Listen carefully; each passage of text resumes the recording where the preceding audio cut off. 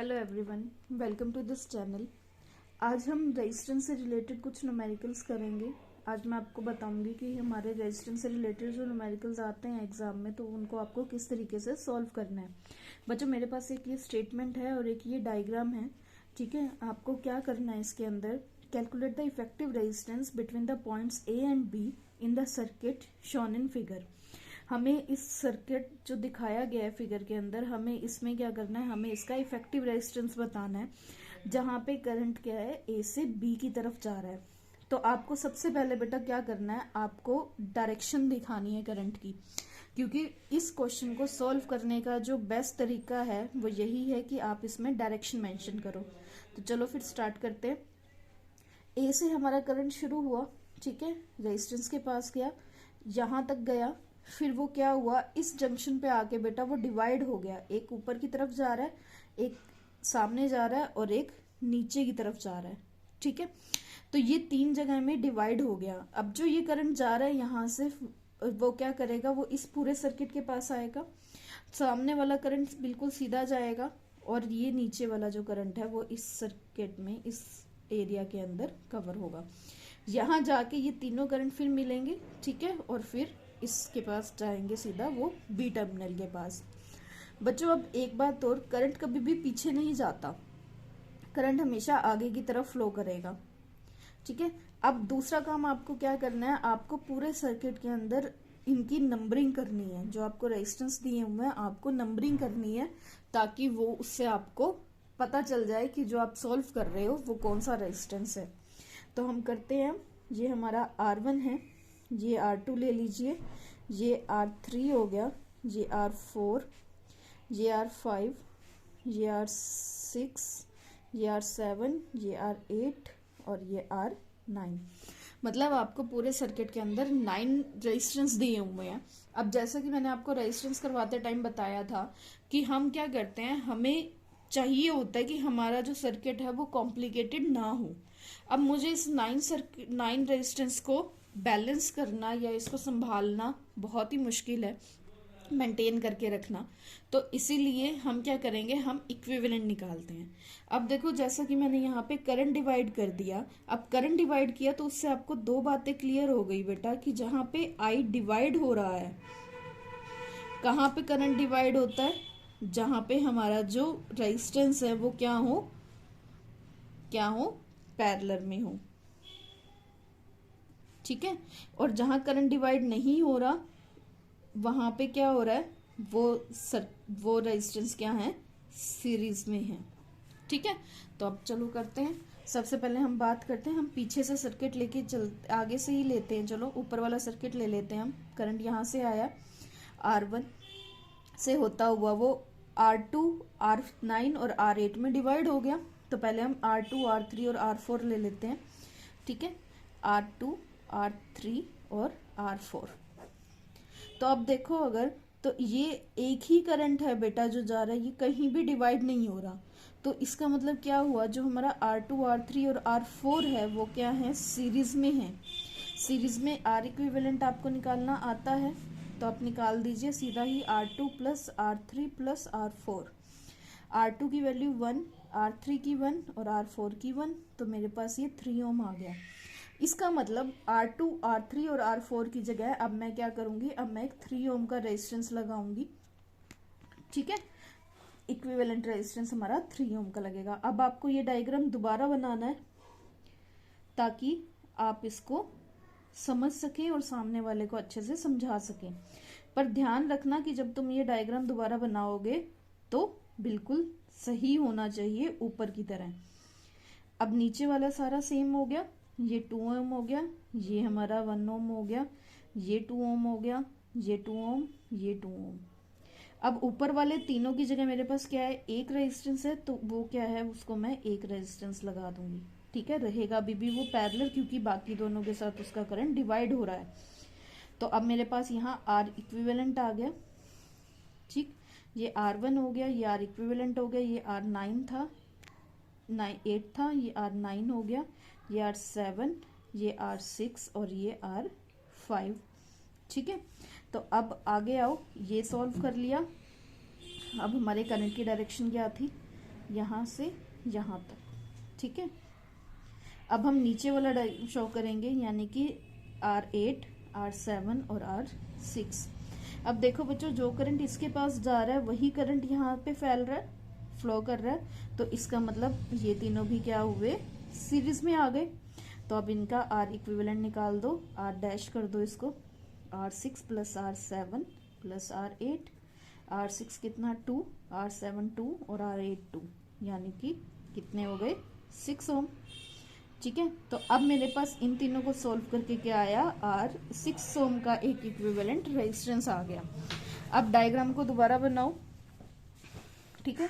ये मेरा 1 ओम, ये मेरा 3 रेजिस्टेंस जो सिंगल उसमें थे। अब ऊपर वाले को सॉल्व करके मेरे पास एक रेजिस्टेंस आ गया और नीचे वाले को सॉल्व करके मेरे पास एक रेजिस्टेंस आ गया, ठीक है। आप इनकी वैल्यू लिख लीजिए, R1 1 ओम, ये R इक्विवेलेंट था मेरा 3 ओम का, ये R इक्विवेलेंट डैश आ गया 6 ओम का, यहाँ पे 2 ओम, और ये मेरा क्या है R5 1 ओम का, ये मेरा R9, ठीक है। अब मेरे पास देखो कितने कम होते जा रहे हैं, शुरू में 9 थे, अब क्या बचा 1 2 3 4 और 5 बच गए, ठीक है। तो नाम इनको पर हम वही देंगे, R1 R2 R3 जो भी हमने रखा था। अब इनके नाम अभी चेंज नहीं करने हैं आपको। अब देखो, अब ये 3 रह गए, जब हमने करंट की डायरेक्शन दिखाई थी तो ये क्या है, ये तीनों पैरेलल में है, यानी R इक्विवेलेंट डैश और R9, ये तीनों क्या है हमारे पैरेलल में है। तो अब इनको पैरेलल की तरह हम R इक्विवेलेंट निकालेंगे। आप इसको नाम दे दीजिए RP का। तो RP 1 R equivalent plus 1 by R equivalent dash plus 1 by R9, 1 by R equivalent 1 by 3 हो गया, 1 by R equivalent dash 1 by 6 हो गया, और 1 बाय R9 1 बाय 2 हो गया, ठीक है। आप इसको सॉल्व कर लीजिए, 6 LCM आ गया, 2 प्लस 1 प्लस 3, तो ये कितना हो गया 6 बाय 6 RP यानी 1, ठीक है। यहाँ पे हमारा क्या है 1 आया है, ये हमारा रेसिप्रोकल हो जाएगा, 1 बाय RP जो है वो 1 बाय 1 आया, यहाँ पे रेसिप्रोकल ही लेना है आपको, और RP मेरे पास क्या आ जाएगा 1 आ जाएगा, 1 ओम। यानी कि अब मैंने क्या करना है, इन तीनों की जगह पे 1 ओम का रेजिस्टेंस लगाना है। तो जो मेरा लास्ट डायग्राम बनेगा वो क्या बनेगा, A से R1 RP और R5। अब 3 रह गए मेरे पास, R1 RP और R5, ये मेरे पास 1 ओम, ये 1 ओम और ये भी 1 ओम। तो आपको दिख ही रहा है साफ कि जो मेरा R1 है, RP है और R5 है, ये क्या है, ये सीरीज में है। अब टोटल जो मेरे पास R इक्विवेलेंट आएगा, आप इसको RS कर दीजिए, वो क्या आ जाएगा R1 प्लस RP प्लस में R5, यानी 1 प्लस 1 प्लस 1 3 ओम। तो टोटल अब आप देखिए कि इतने बड़े सर्किट का जो रिजल्ट निकला वो क्या निकला, 3 ओम का रेजिस्टेंस, ठीक है। तो आप इन 9 रेजिस्टेंस की बजाय सर्किट के अंदर सिर्फ एक 3 ओम का रेजिस्टेंस लगा दीजिए, तो भी आपका सर्किट काम करेगा। हमारा नेक्स्ट क्वेश्चन है बेटा, calculate the effective resistance between the points A and B in the network shown below this figure. अब हमारे पास ये फिगर है, इसमें भी हमें R इक्विवेलेंट निकालना है, ठीक है। वही पहले की तरह आपको काम करना है। पहले इसको क्या करो, करंट की डायरेक्शन दिखाओ, एक यहाँ से स्टार्ट हुआ करंट, ठीक है, यहाँ आके तीनों में वो डिवाइड हो गया और फिर यहाँ से वो मिक्स हो गया और 5 ओम के पास गया। अब यही R1 R2 R3 R4 और R5, ठीक है। तो हम बीच वाले सर्किट से शुरू करते हैं, यानी हम R2 R3 और R4 लेते हैं। आपको जैसा दिखाई दे रहा है तीनों में ही करंट डिवाइड हो रहा है, तो इसका मतलब ये क्या है, ये पैरेलल में है। तो 1 बाय RP जो आएगा मेरे पास वो क्या आएगा, 1 by R2 plus 1 by R3 plus 1 by R4, ये कितना है 1 by 12 plus 1 by 6 plus 1 by 4। LCM आपका आ गया 12, 1 प्लस 2 प्लस 3, 6 बाय 12 यानी 1 बाय 2, ये 1 बाय 2 आया 1 बाय RP, तो RP आपके पास आ गया 2 ओम, ठीक है। अब ये इस सर्किट को आप दोबारा बनाइए, ये सर्किट आ गया, यहाँ पे अब इन तीनों की जगह आपका क्या होगा, एक RP लगेगा और यहाँ पे जो लास्ट हमारा है सर्किट का वो ये 2 ओम R1, ये हमारा 2 ओम RP और यहाँ पे हमारा 5 ओम जो हमारा R5 है। अब ये तीनों ही क्या है, इसमें करंट सीधा जा रहा है, ये हमारे सीरीज में है, R1 RP और R5 जो है वो सीरीज में है। तो यहाँ पे RS क्या आ जाएगा मेरा, R1 प्लस RP प्लस में R5 यानी 2 प्लस 2 प्लस 5, ये 9 ओम। ठीक है, ये हमारा फाइनल आंसर है। बच्चों आपको डायग्राम साथ साथ मैं बनाने के लिए दोबारा क्यों कह रही हूँ, इससे क्या होता है, एक तो बहुत ही अट्रैक्टिव लगता है, जब आप एग्जाम करेंगे तो एग्जामिनर के लिए बहुत ही इजी हो जाता है आपकी कैलकुलेशंस और आपके जो प्रेजेंटेशन है उसको देखना। ठीक है, वो आप वहीं से इम्प्रेस हो जाता है आपसे, और आप भी जब क्वेश्चन करते हैं तो आपको भी बार बार मेन डायग्राम पे जाने की जरूरत नहीं पड़ती और आप वहीं से अपना कंटिन्यू कर लेते हैं। ठीक है, अब हमारा थर्ड क्वेश्चन है बेटा, 2 resistors of 2 ohm and 3 ohm are connected in series and in parallel with a battery of 6 volt and negligible internal resistance. मतलब आपके पास क्या है, 2 रेजिस्टर्स है, R1 2 ओम और R2 3 ओम। ठीक है, वो क्या है, एक बार उनको सीरीज में कनेक्ट किया और एक बार पैरेलल में with a battery of voltage 6 volt.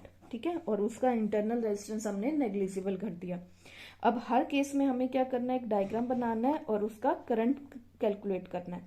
चलो शुरू करते हैं हम। फर्स्ट पार्ट यानी सीरीज के अंदर है, तो सीरीज में तो बेटा बहुत इजी है, सिंपल सी बात है, R1 और R2 आपने लगा दिया, यहाँ पे आपने बैटरी लगा दी, यहाँ आपने की लगा दी।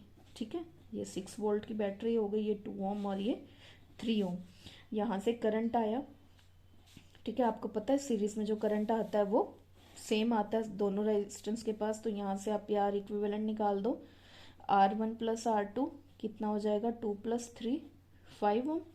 अब आप इजिली यहाँ पे ओम्स लॉ लगाइए, V is equal to I R equivalent, I की वैल्यू आपको निकालनी है V by R equivalent, V कितना हो गया 6 और R इक्विवेलेंट कितना है 5। ठीक है, 6 बाई 5 हो गया यानी कि 1.2 एम्पियर।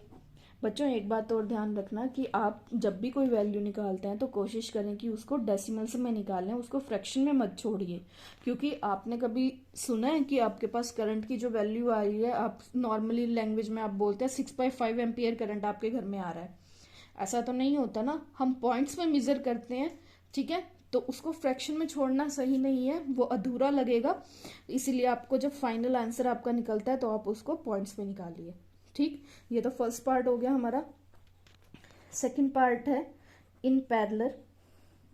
जब आपने उसको पैरेलल में किया तो ये हमारा R1 आ गया, यहाँ से हमारा R2 आ गया और ये हमारी बैटरी आ गई। ठीक है, यहाँ से करंट गया, अब आपको पता है करंट यहाँ पे डिवाइड हो जाएगा, तो ये 6 वोल्ट है, ये 2 ओम हो गया और ये 3 ओम हो गया। अब हम इसको करें, अगर इसका RP निकालिए, 1/RP क्या हो जाएगा, 1/R1 प्लस 1/R2, 1/R1 क्या है 2 प्लस में 1/R3, 6, 3 plus 2 is equal to 5/6, 1/RP आया, यानी RP मेरे पास क्या आ गया 6/5 आ गया। ठीक है, ये क्या आ गया मेरे पास, और 1.2 एम्पियर।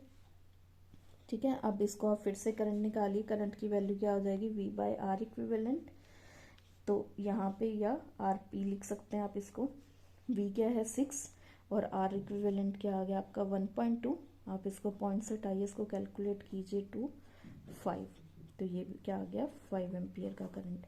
अब बच्चों एक चीज़ और, यहाँ पे देखो RP हमारा फाइनल रिजल्ट नहीं है, तो मैं चाहूँ तो इसको 6/5 भी ले सकती हूँ, क्योंकि वो मुझे आगे कैलकुलेशन में इजी रहेगा। ठीक है, लेकिन आपको जो फाइनल रिजल्ट है, फाइनल आंसर जो उसने आपसे क्वेश्चन में पूछा, आप उसको फ्रैक्शन में नहीं लिख सकते। अगर आपका मिड में आता है और वो आगे आपको कैलकुलेशन करने में इजी रहता है, तो आप वहां पे उसको फ्रैक्शन को यूज कर सकते हैं। आज का हमारा लास्ट क्वेश्चन है बेटा, calculate the equivalent resistance between the point A and B in this figure. अगर आपके पास ऐसी ट्रायंगुलर फिगर आती है तो आपको क्या करना है, तब भी आपको करंट को डिवाइड करना है। ठीक है, उसकी डायरेक्शन दिखानी है। बेटा जो चीज़ देखो देखने में पैरेलल में लगती है वो कई बार सीरीज में होती है।